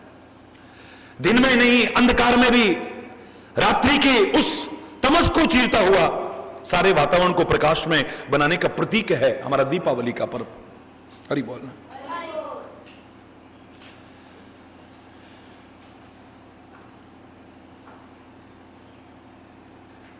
तो दिवाली के दिन मैंने इतना ही कहा था, याद करिए कि गुरु ने, संत ने, हमारे ग्रंथ ने जो शिक्षा दी वह हमने ली। संत ने, सदगुरु ने, महापुरुषों ने, हमारे ग्रंथों ने जो शिक्षा दी वह हमने ली। अगर ये दी व ली का ठीक क्रम चलता रहा तो जीवन में वर्ष में एक बार नहीं, हमारे जीवन का हर क्षण दिवाली बन जाए।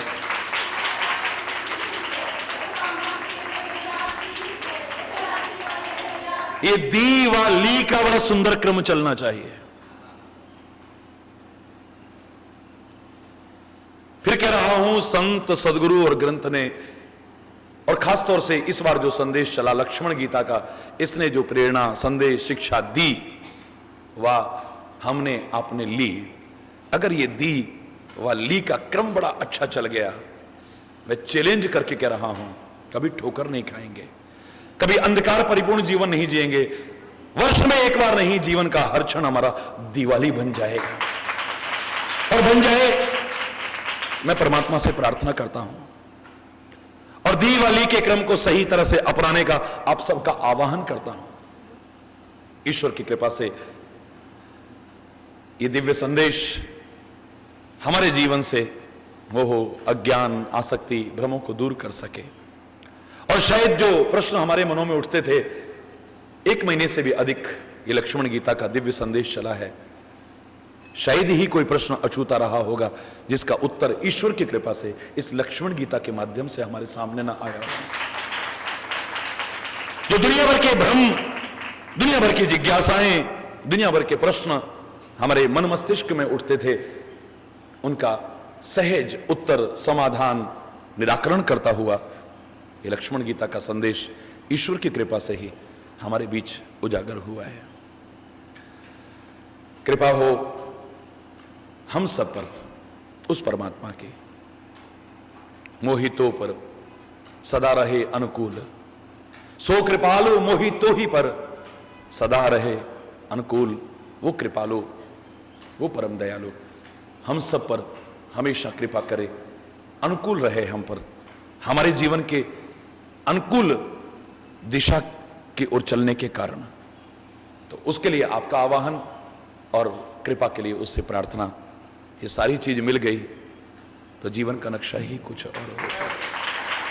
फिर खाली ये प्रसंग लक्ष्मण और निषाद का नहीं होगा, महाराज जी या आप गिने चुने लोगों का नहीं होगा, लाखों लाखों नहीं संसार के जनमानस के लिए था, आज भी है और आगे भी जो भी इसे अपनाने की कोशिश करेगा लाभान्वित होता रहेगा, ऐसा मेरा विश्वास है। इसी के साथ अगर इस लंबे समय में जिसमें लाखों लाखों लोग यहां आकर के भी लाभान्वित हुए और टेलीविजन के माध्यम से करोड़ों करोड़ों लोग लाभान्वित होंगे, ऐसा मेरा ईश्वर की कृपा से पूरा विश्वास है। इस बीच जो कुछ कहा है, जो अच्छा निकला, मेरे सदगुरु की कृपा, मेरे परमात्मा की कृपा, और अनजाने में भूल से अगर कोई गलत शब्द निकला हो, उस त्रुटि को स्वयं की स्वीकार करते हुए उसके लिए हमेशा की तरह क्षमा याचना करता हूं और अपनी वाणी को, इस प्रसंग को पूर्णता की ओर ले जाते हुए बार बार उसकी कृपा की याचना के लिए प्रार्थना करता हुआ विराम देता हूं। धन्यवाद, बहुत बहुत धन्यवाद। एक बार जोर से बोलेंगे, धर्म की अधर्म का, प्राणियों में विश्व का, गौ माता की, भारत माता की, गंगा माता की, संत समाज की, भारत की देवियों की, भक्त समाज की जय।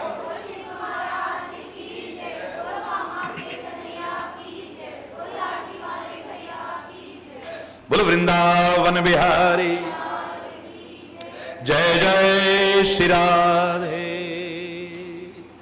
श्याम राम राम। एक भजन सभी लोग मिलकर के परमात्मा से प्रार्थना करेंगे, फिर नित्य की तरह आरती होगी। यहां से फिर बंगाल उड़ीसा का कार्यक्रम है, 4 अगस्त से जन्माष्टमी तक फिर यहां ईश्वर की कृपा से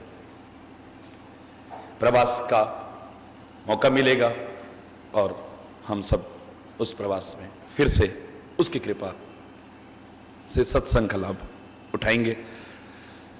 एक भजन सभी लोग, ईश्वर तुम ही कृपा करो,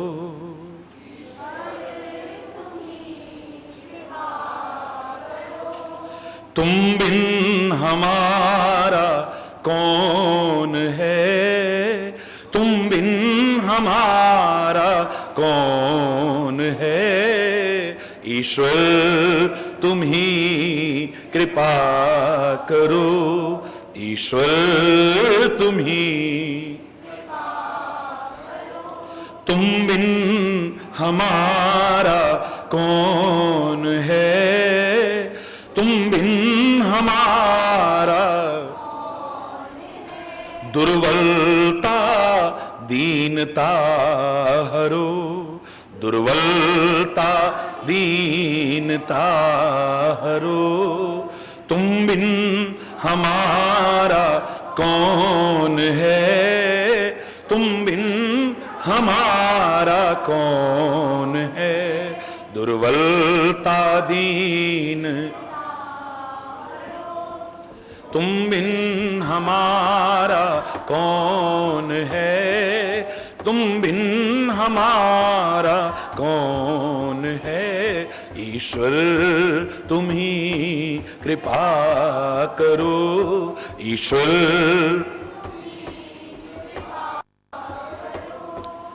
माता तू ही पिता, बंधु तू ही सखा,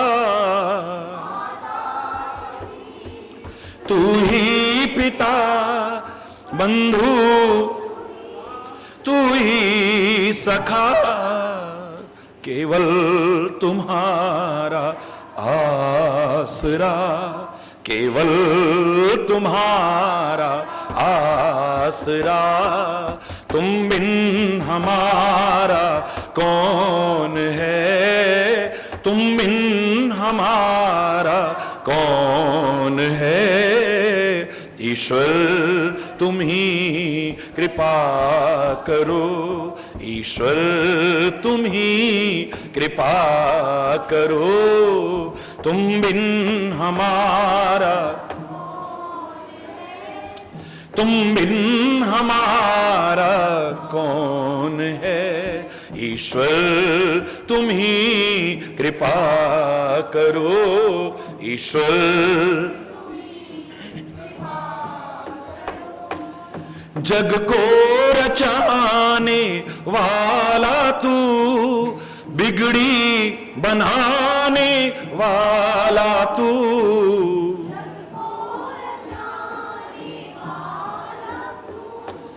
बिगड़ी बनाने वाला तू, दुख को मिटाने वाला तू, दुख को मिटा, तुम बिन हमारा कौन है, तुम बिन हमारा कौन है। ईश्वर तुम ही कृपा करो, ईश्वर तुम बिन हमारा कौन है, तुम बिन हमारा कौन है। ईश्वर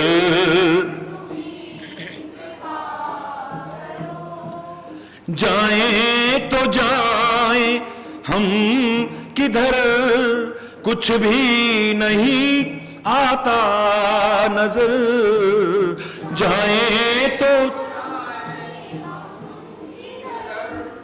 कुछ भी नहीं, तेरी शरण को छोड़कर, तेरी शरण को छोड़कर, तुम बिन हमारा कौन है, तुम बिन हमारा कौन है। ईश्वर तुम ही कृपा करो, ईश्वर तुम ही कृपा करो, कृपा करो, कृपा करो।